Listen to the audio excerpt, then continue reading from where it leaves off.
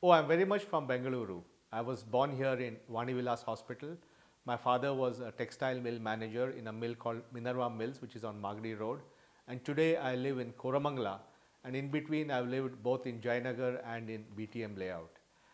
My family had to manage on my father's salary, so we had to manage within the means. So I've learned to deal as a child with the stress and challenge of working within the budget of my parents. And therefore, it's the issues that I hear from people today, the price rise, the need for a good education, the need for a good job.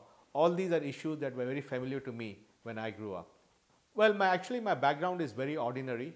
I lived in Bangalore till the age of 12, and then my father's job got into difficulties because the entire textile industry got into difficulties and he had to keep finding new jobs time on, and therefore he said for the stability of my education, he put me up with my uncle in a small town called Dharwad, where I went to school and my PUC, and there I learned about living with my relatives, and I learned to become independent because I was not really living with my parents.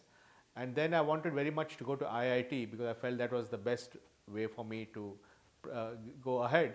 Unfortunately, in those days, people from small towns didn't really go to IITs, mainly because the big cities had all the infrastructure for people to study. They had classes where kids could go from good schools and learn and prepare for the IIT entrance exams. And we didn't have any of that infrastructure in a small town like Dharwad. Fortunately for me, I had cousins in Mumbai who had gone to IIT, and they had the textbooks from these various classes they had taken. So they sent me those textbooks. So I would sit in Dharwad with my friends and we'd solve the problems in those textbooks. And that's how I was able to appear for the IIT entrance exam and join IIT. So after IIT, I spent a few years working in a software company, and then I met a fine bunch of people, and we co-founded Infosys in 1981, and I was there for almost 30 years.